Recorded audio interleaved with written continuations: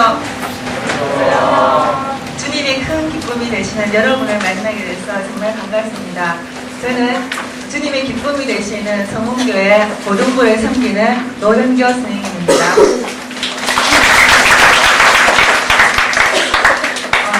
제가 지금 이 시간에 하나님의 말씀인 성경에 대해서 여러분에게 작강을 해드리겠는데요. 참고로 유인물을 참고해 주시면서 필기를 해주셨으면 좋겠습니다. 먼저 첫째, 성경의 정의에 대해서 알아보겠습니다. 성경이란 인간을 구원하기 위한 그리스도 중심의 복음을 하나님의 감동으로 기록한 살아계신 하나님의 말씀입니다.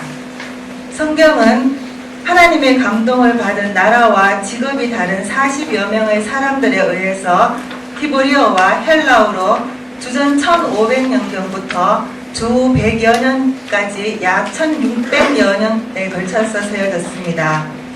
40여 명의 성경 기자들이 모두 서로 다른 문화와 시대적 배경을 가지고 있음에도 불구하고 성경은 일관성과 통일성을 가지고 있습니다. 오래된 책들임에도 현재적이며 내용이 다양하면서도 공통된 주제를 가지고 있습니다. 둘째, 성경의 어원에 대해서 알아보겠습니다. 영어로는 바이블이라고 하는데요. 이 성경은 라틴어의 책이라는 뜻을 가진 비블리아에서 유래되었습니다. 파피루스라는 풀의 속껍질로 만든 종이가 비블리온이며 이것의 복수인 비블리아라는 말이 최고의 가치를 지닌 책 중의 책이라는 뜻이 있어서 이 말을 성경에 적용했다고 합니다. 셋째, 성경의 분류에 대해서 알아보겠습니다. 성경은 구약과 신약으로 나누어지며 구약은 39권, 신약은 27권, 합해서 모두 66권의 책으로 되어 있습니다. 여기서 약이라는 것은 계약이라는 뜻으로 하나님께서 사람과 맺은 계약, 즉 언약을 뜻합니다. 구약은 옛 언약, 즉 하나님께서 사람에게 하신 첫 번째 약속입니다. 창조 때부터 시작하여 예수님께서 오시기 약 400여 년 전까지 하나님께서 인간의 역사 속에서 구체적인 방법과 사건으로 하나님의 구원의 약속을 이루시려는 것을 기록한 책으로서 율법서, 역사서, 시가서, 예언서로 나눌 수 있습니다. 구약은 전쟁 이야기, 히브리 민족의 역사, 시, 지혜서, 기도하는 사람들, 위대한 인물에 관한 이야기 등을 통해 택한 백성인 이스라엘의 구원을 히브리어로 기록해 놓았습니다. 신약, 즉 새 언약은 약속하신 그리스도를 보내셔서 그분을 통하여 구원을 성취하시며 다시 오실 예수 그리스도에 대한 새로운 약속을 헬라어로 기록한 책입니다. 신약은 사복음서, 역사서, 서신서, 예언서로 구성되어 있으며 예수 그리스도의 생애와 교훈, 구원의 원리, 그리스도의 생활을 위한 교훈과 미래에 대한 하나님의 계획 등 이스라엘 민족뿐 아니라 더 나아가 이방인들의 구원에 관한 내용을 통해 예수 그리스도를 통한 하나님의 은혜와 사랑을 확정해 주시는 것입니다. 넷째, 성경의 일관된 주제는 무엇인지 알아보겠습니다. 한마디로 하나님의 구원사라고 할 수 있습니다. 하나님의 특별한 계획 가운데 창조를 받은 인간은 본래 하나님과 화목한 관계였지만 계속 창조주 하나님을 반역하고 멸망을 자초하였습니다. 그럼에도 불구하고 사랑이신 하나님께서는 죄 가운데 빠진 인간을 찾으셔서 하나님께로 돌이키시며 창조 본연의 모습인 화목 관계를 예수 그리스도를 통해 회복시키시려는 구원의 역사를 진행시키고 완성하신다는 계시입니다. 이제는 하나님께서 그러면 성경을 통해서 과연 우리에게 무엇을 말씀하고 계시는지 한번 살펴보도록 하겠습니다. 첫째, 성경은 예수 그리스도를 증거하고 있습니다. 요한복음 5장 39절 말씀에 너희가 성경에서 영생을 얻는 줄 생각하고 성경을 상고하거니와 이 성경이 곧 내게 대하여 증거하는 것이로다 라고 예수님께서 말씀하셨습니다. 구약의 많은 사건들이 예수 그리스도를 통한 인간의 구원을 이야기하며 또 많은 선지자들을 통해서 구원자로 오실 예수 그리스도를 예언했으며 그가 바로 요한복음 1장 14절에 나타난 말씀이 육신이 되어 우리 가운데 오신 예수 그리스도이심을 신약성경은 증거하고 있는 것입니다. 그러면 둘째 성경은 나 자신을 바로 발견하게 합니다.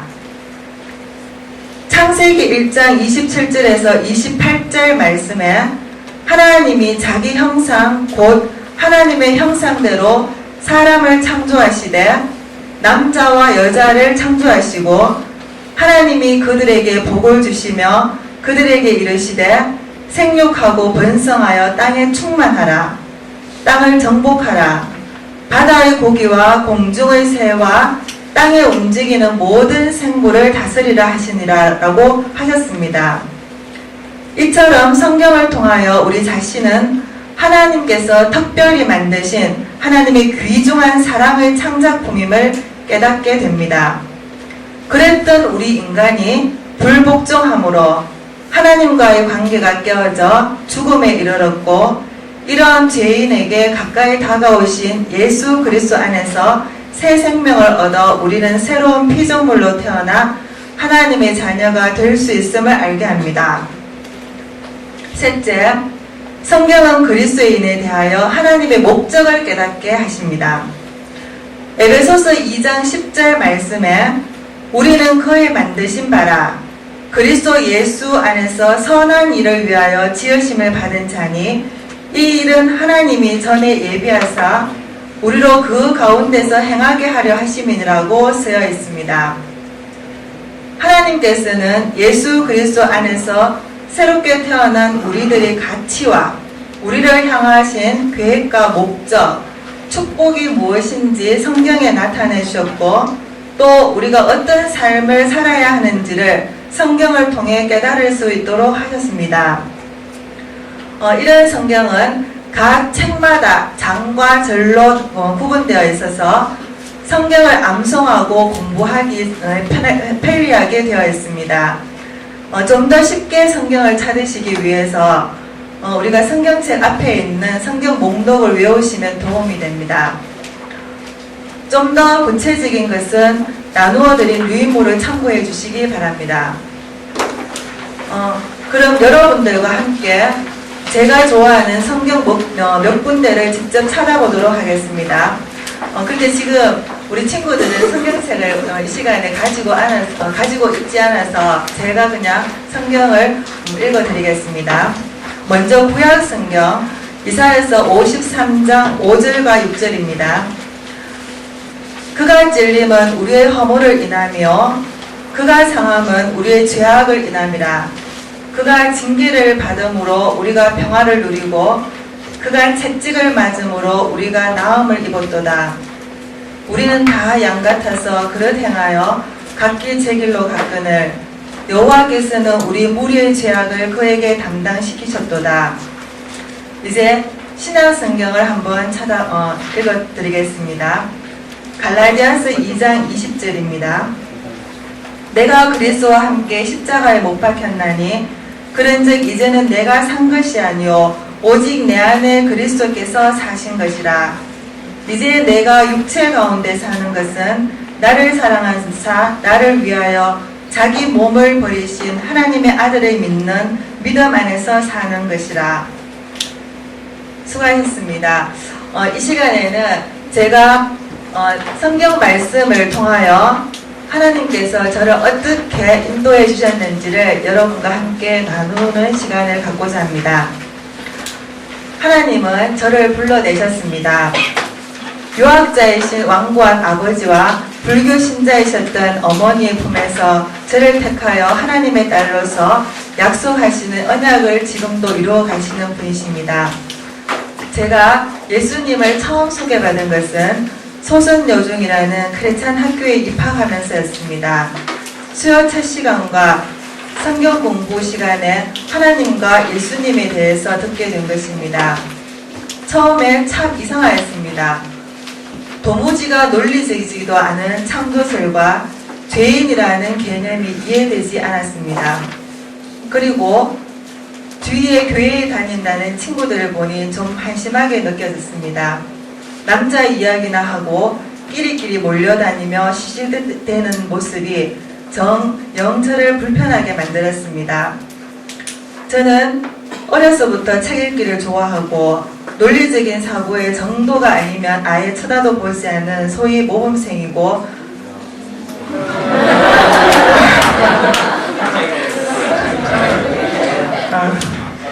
모범생이었고 선생님들의 청회를 많이 받던 콧대 높은 아이였습니다. 그러니 교회 다니면서 모범적이지도 않고 서로 몰려다니는 아이들이 제 눈에 좋게 보이는 만무한 일이었습니다. 그러면서 저는 이성을 총동원하여 그때 학생회 부회장이라고 하는 한 아이를 무척 괴롭혔습니다. 어떻게 하나님이 말로서 천지를 만들 수 있느냐? 왜 우리가 죄인이라서 예수님이라는 사람이 십자가에 죽어서 내 죄가 깨끗해지느냐는 등 얼마나 그 친구에게 묻고 물었든지 그 친구는 말은 못하고 울어버렸습니다. 속으로 미안한 마음도 있었지만 저희 질문에 답을 못하는 그 친구가 한심하기까지 했습니다. 중학교 졸업하면서 그 친구는 제게 쪽지를 건넸습니다. 그 속에는 이렇게 적혀 있는 것입니다. 너는 훗날 분명 예수님을 믿고 교회에 나갈 거야 라고 말입니다. 그때 저는 별 생각이 없었습니다. 대대로 조상 때부터 믿어온 불교 집안의 유학자이신 아버지의 교육에 젖어 교회에 나간다는 것은 아예 생각도 못하는 현실이었기 때문입니다. 그런데 하나님의 현실과 역사는 그게 아니셨던가 봅니다. 저희 오만방자한 마음을 두고 보실 수 없었든지 다시 고등학교를 남산여고라는 크리스찬 학교에 보내셨습니다. 이번에는 얼마나 심지가 곧은 교목 선생님을 보내셨는지 그분은 서울대를 졸업하고 다시 신학을 공부하신 수재였습니다. 참 이해가 되지 않았습니다. 서울대까지 나와서는 왜 저렇게 살지 하는 생각을 하면서 성경 수업 시간을 임하게 되었습니다. 역시 창세기부터 가르치시면서 하나님의 말씀으로 세상을 만드신 것과 아담과 하와가 우리의 조상이라는 믿기지 않는 얘기, 여러 구약의 인물들 얘기, 절기 때 어떻게 하나님께 예물을 드려야 하는지, 그리고 더더욱 이해하기 어려웠던 죄인의 개념, 중학교 시절 때 들었던 얘기가 그때 그 시점에는 제 머릿속을 맴돌면서 저를 괴롭히기 시작하였습니다. 예전에 모범생으로서의 자세를 흐트러뜨리지 않을 심상으로 예배에 참석하였던 제가 이제는 교목 선생님이 들려주시는 성경 말씀이 궁금하여 허리를 꼿꼿이 세우고 집중하며 예배를 드렸습니다. 훗날 제 친구가 이런 얘기를 해주었습니다. 그 친구는 저보다 키가 커서 뒤에서 아이들 자세를 다 훑어보는데 유난히 1시간 내내 자세를 한 번도 바꾸지 않고 집중하는 아이가 되었다는 것입니다. 정말 제가 그랬습니다. 머릿속에서 마음속에서 하나님의 말씀이 이해되지 않았던 부분들이 저를 바꾸고 있었습니다. 저는 그날의 감동을 지금도 잊을 수가 없습니다. 고1 때 중간고사 후 문화교실로 학교에서 단체로 영화 관람을 하게 한 것입니다. 10기라는 영화를 보았습니다. 스크린을 통하여 귀로만 들었던 출애굽의 사건을 보면서 저는 그때 이스라엘 민족만 하나님의 사랑을 배반하고 실망시키는 죄인인 줄 알았는데 우리 인간은 모두 다 죄인이다라는 것과 제가 정말 큰 죄인이라는 생각을 하게 되었습니다. 영화를 보면서 얼마나 많이 울었는지 모릅니다. 그 영화가 결탄코 슬픈 영화가 아니었는데 저는 흐르는 눈물을 주체할 수 없었습니다. 집으로 와서 일기장에 저희 역사의 장을 바꾸어 놓는 선언을 하나님 앞에 하였습니다. 제가 죄인이라는 고백과 함께 지금 이 순간부터 하나님을 죽는 날까지 믿는다는 선언이었습니다. 마음이 날아갈 것이 기뻤습니다. 그때부터 학교에서 나누어준 성서 기도원에서 배부하는 손바닥만한 성경을 펼치기 시작하였습니다. 그런데 저희 내구조는 어떻게 생긴 건지, 왜 그리 의문이 많이 나는지 정말 머리가 복잡했습니다. 예수님의 탄생이 의문이요, 예수님이 하나님의 아들이라고 하면서 또 하나님이라고 하고, 십자가에서 돌아가셨는데 3일 만에 살아난 일과 의심 많은 도마가 예수님을 만져보고자 하는 것과 같은 의문이 꼬리에 꼬리를 물었습니다. 그래서 교목 선생님께 여쭤보기도 하고 교회 열심히 다니는 친구들에게 묻기도 하면서 궁금증을 해소하였습니다. 급기야 결론을 또 내렸습니다. 교회에 다녀야겠다고 말입니다. 그래서 먼저 아버지께 상담할 것이 있다고 하며 찾아갔습니다. 담대하게 교회에 다녀야 하는 이유를 말씀드린 후 교회에 다니게 해달라고 부탁드렸습니다.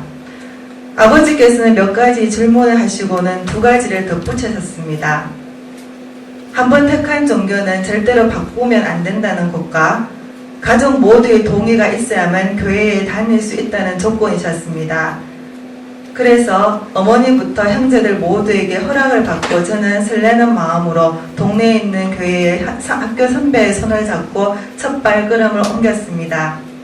그때가 제가 여러분 나이대인 고2 5월 첫째 주일이었습니다.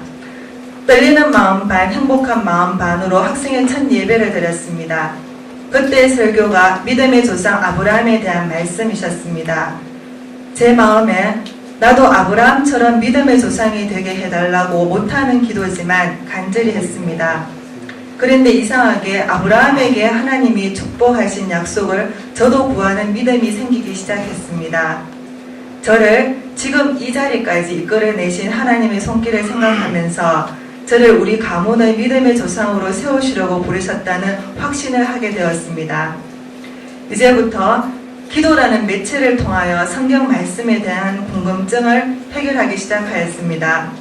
성경을 읽다가 하나님은 사랑이시라 하셨는데 왜 사랑이시죠? 라고 물으면서 그렇게 궁금해하면은 금방 목사님의 설교를 통해서 응답해 주시고 공과 공부 시간에 선생님이 전하여 주시는 말씀을 들으면서 제 속에는 그렇게 물음표로 다가와 머리를 복잡해했던 말들이 차곡차곡 제자리를 찾으며 크리스찬으로서의 삶을 당당하게 살아가게 하였습니다. 새벽 제단을 사오며 우상 숭배하였던 우상 숭배를 죄인 줄 모르고 하는 가정을 위하여 기도하며 구원을 허락해 달라는 기도부터 시작하였습니다. 하나님은 분명히 말씀하셨잖아요. 주 예수를 믿어라 그리하면 너와 내 집이 구원을 얻으리라. 말씀을 붙들고 눈물의 기도를 드렸습니다. 정말 놀라운 일이 일어나기 시작했습니다. 무슨 일이 생기면 굿을 하시고 점집을 찾으시든 그리고 거실 장식장에 불상을 모시고 있던 어머니가 변하기 시작하셨습니다. 불상 이런 것이 집에 있으면 집이 안 된다라고 하시며 버리셨고 무당을 불러 굿을 했는데 이 집에 교회 다니는 딸이 있네 하면서 굿이 안 된다라고 하며 그냥 간 이후 절대로 굿을 하지 않으신 어머니, 점을 쳐야만 마음을 편하셨던 어머니는 다 헛것이라 하시며 발걸음을 끊으셨습니다. 저는 이런 신앙의 체험을 하면서 더더욱 하나님을 잘 알아야겠다는 생각에 성경 공부를 잘 가르친다는 교회로 옮겼습니다. 대학 시절을 그 교회에서 말씀의 훈련을 제대로 받았습니다. 하나님에 대한 사랑과 믿음은 하나님 말씀인 성경을 통하여서 바르게 알고 확고한 믿음을 가질 수 있다는 것을 알았습니다. 저는 성경을 신뢰하였습니다. 그 신뢰는 곧 하나님에 대한 저의 사랑의 표현이었습니다. 저를 이 시대의 그분의 제자로 부르셨다고 하였습니다. 또 물었습니다. 하나님 제자는 어떻게 살아야 합니까? 라고 말입니다. 제 십자가를 지고 자기를 부인하고 나를 쫓으라 말씀하였습니다. 또 묻습니다. 십자가는 무엇이며 자기 부인은 어떤 것입니까? 라고요. 저는 의심이 많아서인지 한번 하나님의 말씀을 주시면 예 그렇습니까? 예 그렇습니다 라고 하기보다는 왜 그렇게 해야 합니까? 그러면 어떻게 해야 합니까? 도대체 이 말씀은 저에게 뭘 말씀하시려고 합니까? 라는 질문을 수도 없이 많이 합니다. 그렇게 말씀을 읽으면서 돼야 하는 것이 묵상훈련이었습니다. 조용한 아침 시간에 하나님 말씀 앞에 저를 내려놓고 대화하는 훈련입니다. 그렇게 하나님과 주고받는 훈련이 지금까지 계속 이어옵니다. 제가 낙심하고 힘이 들 때에도 저를 다시 일으켜 세우시는 것이 바로 이 큐티였습니다. 그것은 곧 나를 창조하신 주인 되신 그분이 나를 제일 잘 알고 있기에 그분에게만 해결함이 있다는 확신입니다. 저는 대학에서 국문학을 전공하였습니다.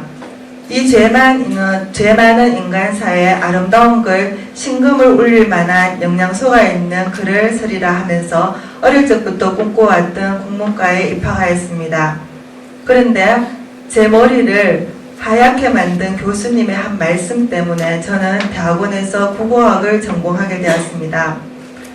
국어학 개론 시간에 이 노 교수님께서는 요한복음 1장 1절에 나오듯이 태초에 말씀이 계시니라. 이 말씀이 하나님과 함께 계셨으니 이 말씀은 곧 하나님이시니라. 여기에서 보던 태초에 계셨던 말씀의 신비가 학문적으로 밝혀지면 지금 인류가 쓰고 있는 언어의 비밀이 해결된다라고 하셨습니다.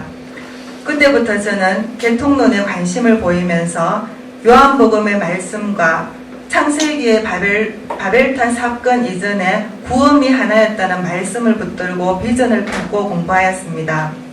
그런데 저희 문제는 여기서부터 시작되었습니다. 비전을 품은 것은 훌륭하였는데 저는 공부하고 이에 관련된 공부에 너무 집중하다가 하나님을 제2의 자리로 밀려나게 하였습니다. 정말 하나님은 질투하시는 하나님이셨습니다. 저에게 그러한 교만을 돌이키게 하시려고 저를 죄를 깨닫게 하시고 저는 하나님 앞에 무릎을 꿇게 되었습니다. 말씀을 붙들었습니다. 고3 때 수련회 때 우리 선생님께서 회개하려면 시편 51편을 펴고 읽으라고 하셨습니다. 시편 51편은 다윗이 밧세바와 동침한 후 선지자 나단이 다윗에게 온 때에 회개시를 읽으면서 저는 저에게 하나님을 잊고 살았던 시간을 회개합니다라며 매달렸습니다. 그때 하나님은 저에게 제가 기억하지도 못하던 죄까지 영상으로 보여주시며 하나하나 구체적으로 고백하게 하였습니다. 3일 밤을 저는 눈물 콧물 흘리며 회개하였습니다. 분명 무릎을 꿇고 베개에 얼굴을 파묻고 기도하였는데 제가 일어서 있었습니다. 그리고 회개를 다 마치고 하나님이 사랑한다 현교야 라고 하시며 꼭 안아주셨습니다. 그때가 바로 1991년 겨울이었습니다. 그래서 저는 그때부터 주보에 글을 쓸 때마다 제 이름 대신에 돌아온 당화 흥고라고 표기하여 글을 썼습니다. 이토록 하나님은 철저하게 말씀으로 오셔서 저를 만지시고 그분의 약속과 계획들을 말씀해 주셨습니다. 그러나 신앙으로 산다는 것은 결단코 만만한 것이 아니었습니다. 특히 불신 가정에서 혼자 신앙의 절개를 지키며 전투한다는 것은 정말 어려웠습니다. 언젠가는 교회 생활에 너무 열심이다라고 하시며 성경책을 물을 받아놓은 욕조에 던지시던 일, 주일 저녁에 있었던 규대라도 마치고 돌아오는 날에는 저녁을 종종 굶었습니다. 이런 시련 속에서 나의 힘이 되신 여호와를 찬양하며 말씀의 위로를 받았습니다. 그리고 저는 이런 때를 잘했습니다. 저를 위해 기도하는 사람이 하나도 없잖아요. 제가 얼마나 외로운지 아십니까? 그러면 하나님은 성경에서도 말씀해 주셨습니다. 성령 보혜사가 항상 너를 보호하고 있다고 하십니다. 저는 하나님 말씀 위에는 하는 얘기는 믿지 않습니다. 그분이 제게 오신 것도 말씀으로 오셨고 저를 변화시키시며 이끌어 가시는 것도 말씀이기에 그리고 그것이 곧 하나님이시게 말입니다. 여러분에게 사랑하는 사람이 생기면 그 상대방에 대해서 궁금한 것들이 많아질 것입니다. 그리고 나 또한 사랑하는 사람이 좋아하는 행동과 취미들을 따라하려고 합니다. 이제 여러분 곁에서 사랑한다고 고백하시는 하나님을 만나는데 열심을 내어주시기 바랍니다. 그분은 적극적으로 응답해 주시고 아주 구체적이면서 명료하게 안내해 주실 것입니다. 저같이 성경책 한 권을 선물 받고 기뻐하였던 감격이 있기를 바랍니다. 그 성경을 펼치시며 나의 미래의 청사진을 보여주시는 하나님을 만나시기 바랍니다. 올 3월부터 우리 반 친구들에게 큐티책을 사주고 그 책이 요구하는 대로 해보라고 하였습니다. 예상대로 잘 되고 있지 않습니다.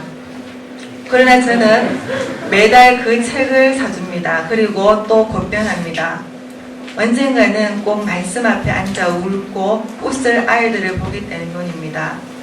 여러분, 성경은 하나님께서 우리를 발견하게 하시고 하나님의 목적을 깨닫게 하신다 하셨습니다. 여러분도 이 시대에 정말 하나님이 원하시는 목적을 발견하는 시간이 되었으면 좋겠습니다. 여러분을 사랑합니다.